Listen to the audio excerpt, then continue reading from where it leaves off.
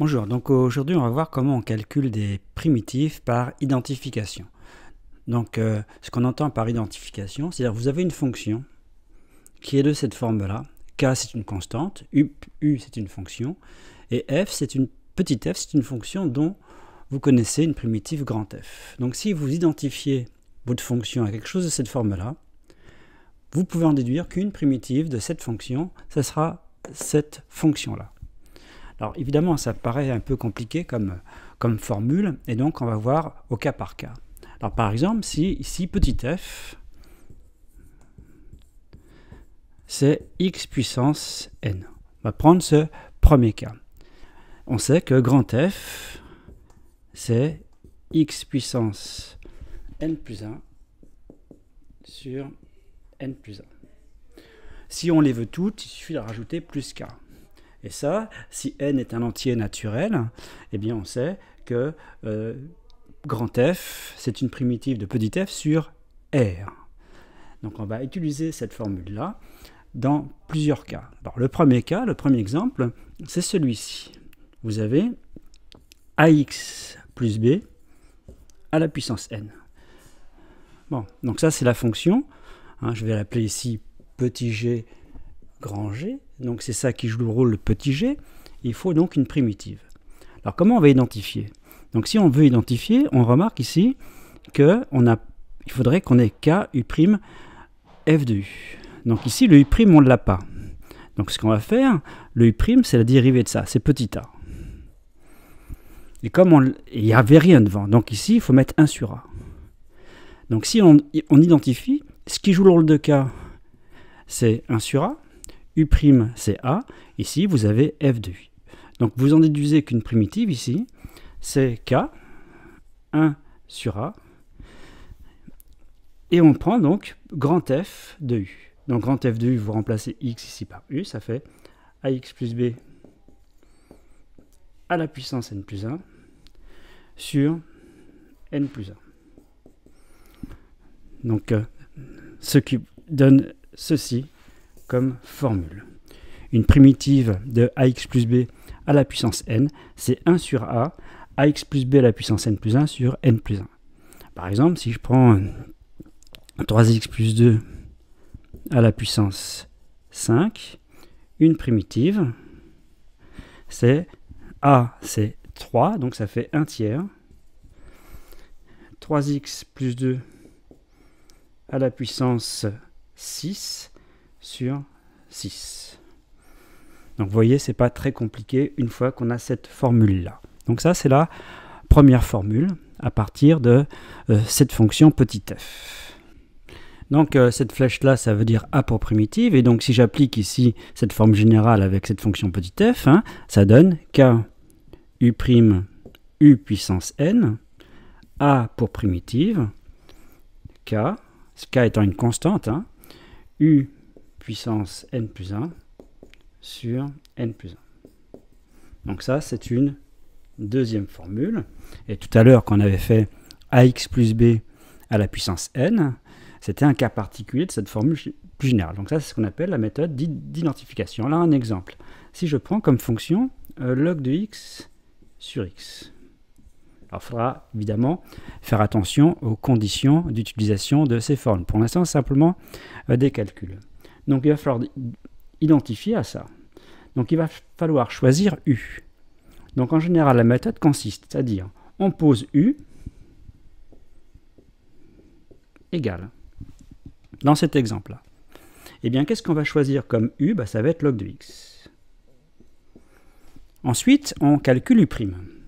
Parce qu'il va falloir trouver ici la constante, et donc ici u'. Eh bien, si on fait le calcul de u', on obtient 1 sur x.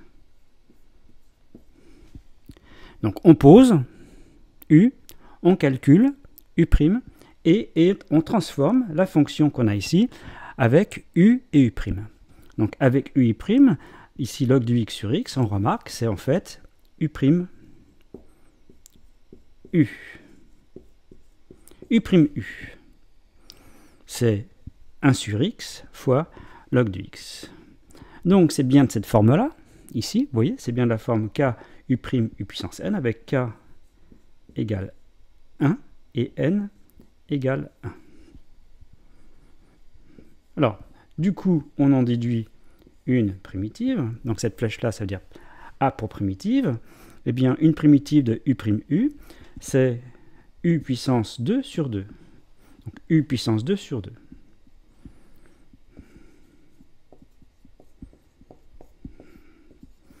Ce qui donne, puisque u c'est log de x au carré sur 2. Donc on obtient qu'une primitive de log de x sur x est log de x au carré sur 2. Alors il y a toujours un moyen de vérifier qu'une fonction ici est une primitive de celle-ci. Il suffit de dériver. On dérive ça, on doit obtenir ça. Alors si on dérive ça, évidemment, ça revient aller dans le sens et on doit obtenir ça. Alors prenons maintenant cet exemple, c'est la fonction qui à x donne x sur x carré plus 1 au carré.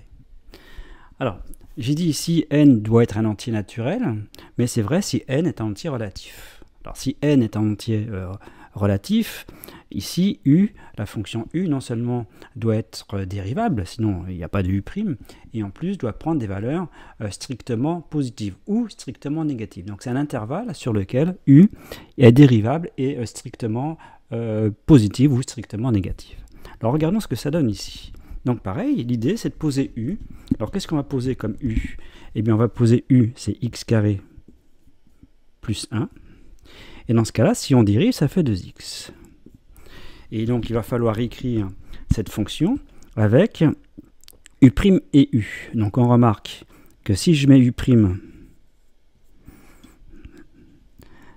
fois, donc ici c'est divisé par u au carré, donc je vais écrire u puissance moins 2. Et ici, la constante k, c'est 1/2. Pourquoi 1/2? Parce que ici, 1/2 fois u', ça donne bien x. C'est x que j'ai ici. Donc, on identifie. Et donc, on sait qu'une primitive de ça, ça va être 1/2 de u puissance n plus 1 sur n plus 1. Donc, n plus 1, ça fait moins 1. Ça fait u puissance moins 1 sur moins 1. Et on remonte, parce que ce qui nous intéresse évidemment, c'est une primitive. Donc ça me donne 1/2. U puissance moins 1, donc c'est x carré plus 1 à la puissance moins 1 sur moins 1. Évidemment, on l'écrit autrement, au lieu d'écrire comme ça. Donc le moins ici, je le mets là. Et la puissance moins 1, j'écris 1 sur. Donc ça va me donner moins 1/2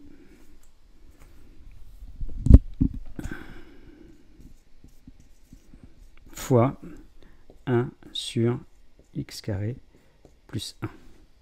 Donc une primitive de ça, c'est ça. Moins 1/2 fois 1 sur x carré plus 1. Donc le procédé général, ce sera le suivant.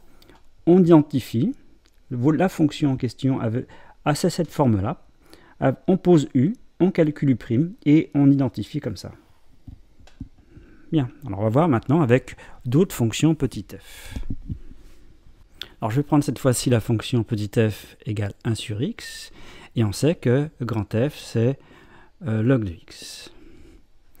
Pour x strictement positif. Si x est strictement négatif, si x est strictement négatif, ici il faudrait mettre log de moins x, c'est-à-dire log de la valeur absolue. Donc la formule générale ici, c'est avec la valeur absolue. Bon, pour l'instant, je mets ce cas-là pour simplifier. Donc si j'applique la formule, ça veut dire que k, alors petit f c'est 1 sur x, donc ça fait k u' sur u, a pour primitive, k log de u.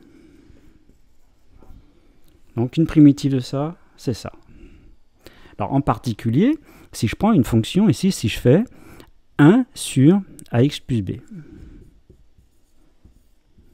Alors ça va ressembler beaucoup à ce qu'on a fait tout à l'heure. Le u' c'est a, comme je ne l'ai pas ici, il faut que k soit égal à 1 sur a.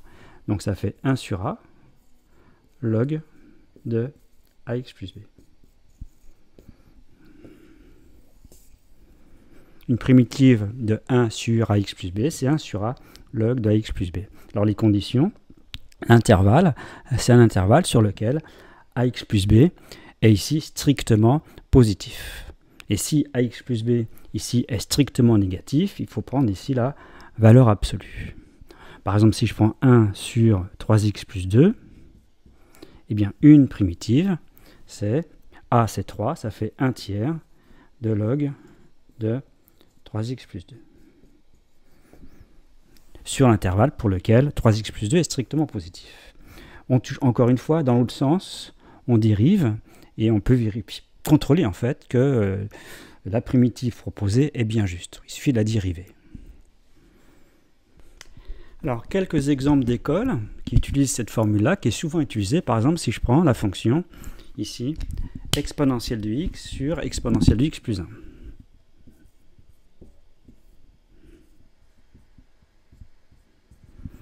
Alors, il faut poser u, calculer u', et identifier ça à k u' sur u. Donc, ce qui va jouer le rôle de u, ça va être évidemment exponentielle de x plus 1. Et u', c'est exponentielle de x. Donc ici, on identifie. Eh bien, l'identification, c'est bien u' sur u. Directement. U' sur u. Et donc k, c'est 1 ici. Et donc, on obtient comme primitive, une primitive, c'est log de u. Donc, ça fait ici log d'exponentielle de x plus 1. Donc une primitive d'exponentielle de x sur exponentielle de x plus 1, c'est log d'exponentielle de x plus 1. On a identifié le processus comme ça. On pose u, on calcule u', on écrit la fonction en question avec u' et u, on calcule l'éventuelle constante k, et on applique la formule ici. Bien.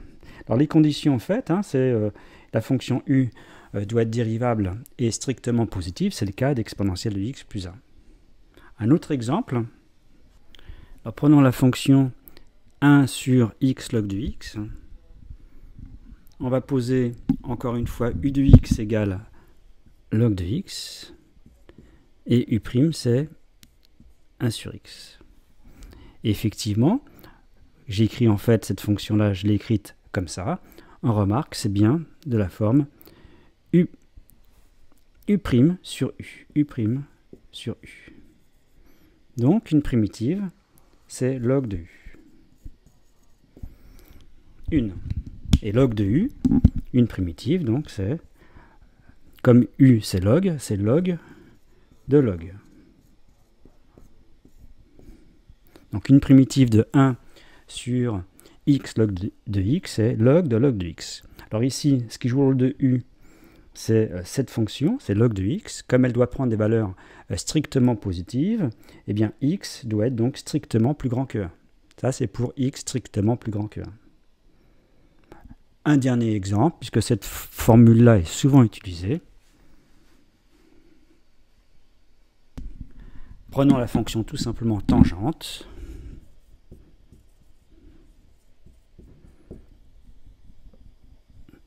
C'est sinus x sur cosinus x. Donc on va poser u égale cosinus x.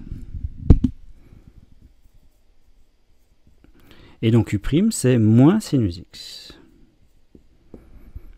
Donc on identifie ici avec u et u'. Donc la dérivée ici,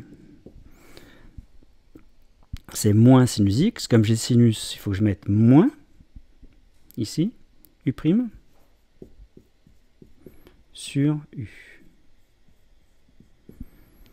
Parce que moins sinus, ça fait bien sinus. Donc la constante k ici, c'est moins 1. Et donc une primitive de moins u', bien c'est moins, donc log de u, c'est-à-dire log de cosinus x. Bon, je mets directement ici, moins, c'est moins log de u, donc ici c'est moins log de cosinus x. Alors évidemment, cette formule est valable que pour des x pour lesquels le cosinus x est strictement positif. Donc vous prenez le cercle trigonométrique et vous regardez les x pour lesquels le cosinus est strictement positif. Par exemple sur 0, 0 pi sur 2 exclu. Ou moins pi sur 2, moins pi sur 2 et pi sur 2 exclu. Donc voilà le procédé. Dernière formule. Alors par exemple, en prenant petit f égale exponentielle de x, grand f c'est exponentielle de x, donc on obtient cette formule-là. K u' exponentielle de u, a comme primitive, k exponentielle de u. Bon, ça, c'en est une. Alors évidemment, je vais rapidement, hein. Si on prend exponentielle de ax plus b, donc ce qui joue le rôle de u, c'est ax plus b, donc u' c'est a, et comme ici il n'y a rien, il y a 1, il faut que je prenne k égale 1 sur a. Donc une primitive, c'est 1 sur a exponentielle de ax plus b. Bon, ça, c'en est une. Par exemple, l'exponentielle de 3x plus 2 a comme primitive 1 tiers d'exponentielle de 3x plus 2. Bon, si je prends par exemple la fonction x exponentielle de x carré plus 1, alors on identifie, ce qui joue le rôle de u, bah, c'est x carré plus 1.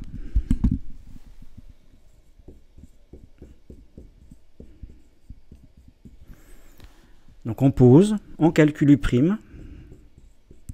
c'est 2x, et on écrit la fonction avec u' et u. Donc si on écrit, ça fait ici en fait u', c'est 2x, et là j'ai x, donc c'est 1 demi de u' exponentielle de u. Et donc une primitive de 1 demi u' exponentielle de u, eh bien c'est 1 demi, donc on obtient comme primitive, je le mets ici, a pour primitive, 1 demi d'exponentielle de u, ça veut dire 1 demi d'exponentielle de x carré plus 1. Ça, c'en est une. Alors là, c'est assez simple, il suffit de dériver ça, et vous obtenez aisément cette fonction-là. Alors on peut comme ça en faire plein. On va y aller assez vite. Donc ici, j'enlève x strictement positif. Il n'y avait pas de condition avec la fonction exponentielle précédemment. Si je prends par exemple sinus x, alors une primitive de sinus x, c'est moins cosinus x, parce que la dérivée de cosinus x, c'est moins sinus x. Donc on obtient comme formule k u' sinus u, a comme primitive, moins k cosinus u. Par exemple, si je prends tout simplement sinus de ax plus b, eh bien une primitive de sinus de ax plus b, c'est 1 sur a, moins 1 sur a cosinus de ax plus b. Encore, si je mets ici cosinus x, une primitive de cosinus x, c'est sinus x, parce que la dérivée de sinus x est cosinus x, donc on obtient comme formule k u' cosinus u, a comme primitive, donc cette flèche-là, c'est a pour primitive, k sinus u. Donc par exemple, si je prends cosinus ax plus b, cosinus ax plus b a comme primitive 1 sur a sinus de ax plus b. Je vais assez rapidement, puisqu'on peut comme ça en faire plein. Il suffit de connaître une fonction petit f et grand F. Et après, on applique cette formule générale. Si je prends celle-ci, petit f égale 1 sur racine de x, une primitive, c'est 2 racines de racine de x, puisque la dérivée de racine de x, c'est 1 sur 2 racine de x. Donc, ça obtient comme formule, on va dire, k u' sur racine de u, petit f de x, c'est ça. Donc a comme primitive, k fois, donc ici il y a 2k racine de u. Donc une primitive de k u' sur racine de u, c'est 2k racine de u. Alors j'arrête là. On verra dans de nombreux exercices l'utilisation de ces formules-là.